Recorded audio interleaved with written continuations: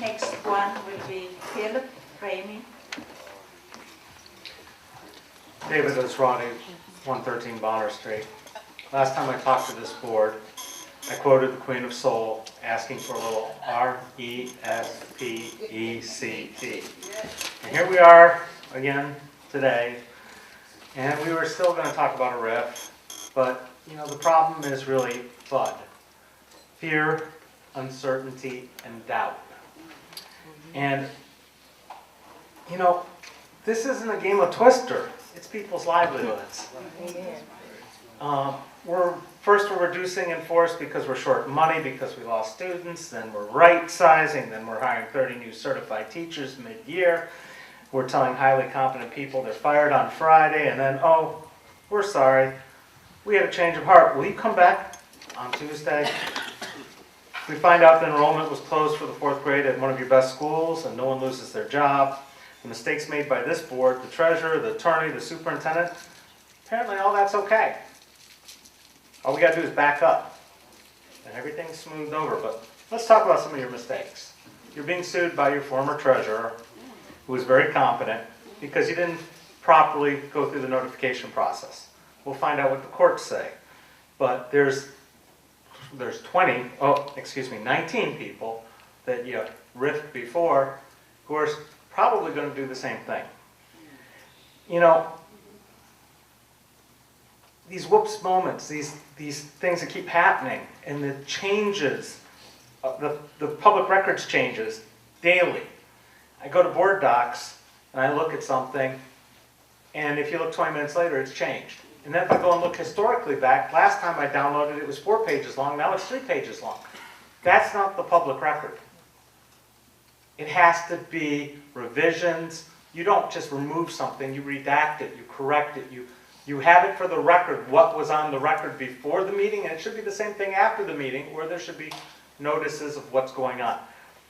All tracking all these shenanigans is getting really hard because you can't find the records, because they change. Okay? And telling people their jobs are safe right now, but only until June, that isn't great for morale or retention. Now, that means, oh, I better start looking. And when you have HR problems and you're trying to fill 200 positions, this whole exercise has been basically kicking that into high gear again. So, let's talk about some other things. Your treasurer sent out a check for $250 for transportation. It bounced. The parent got charged a fee. I'm sorry, but last I checked, writing a bad check is criminal. Okay? Then we have this issue of a private developer who's trying to buy the Patterson-Kennedy site, wants to offer you $900,000 for a property that you were willing to auction off at the starting bid of $720,000 last year, and nobody seems to know anything about it except for your attorney, who apparently never presented the offer to the board or to the superintendent. That's against the law. If you're short on cash, I think that close to $1 million would be a good thing, but It's time. apparently not. All right. Well, I'm still wondering why your former property manager has a DPS open email and responds to it. I'm wondering why you're not using Google Docs for your PD training. It's good enough for our students. We could use it for PD training, but no, I'm on the technology steering committee. We didn't talk about any of that. It just got presented last week, and I couldn't say anything. Volunteering and helping you requires to be in the loop, and you're doing a really bad job of it. Fear, uncertainty, and doubt. Thank you. All right. Yes, Treasurer Abraham. The check, he said, bounced. Our check never bounced because we have millions of dollars in our account. Millions of dollars. Apparently you don't. In that account, it shouldn't bounce for $250. Apparently it did. I called the bank told me it never been presented. So I asked them, I am asking the person if they can bring me that check copy that it says bounced. Okay. Thank you.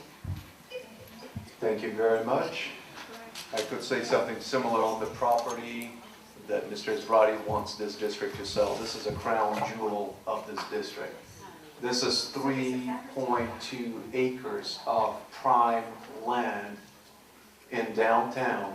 And Mr. Esrati, for some reason, is pushing this district to sell it cheap for $900,000, whereas we just sold a much smaller property to CareSource for $1 million cash, plus hundreds of thousands of various incentives. So I really question when some speakers come here with a certain agenda. Thank you.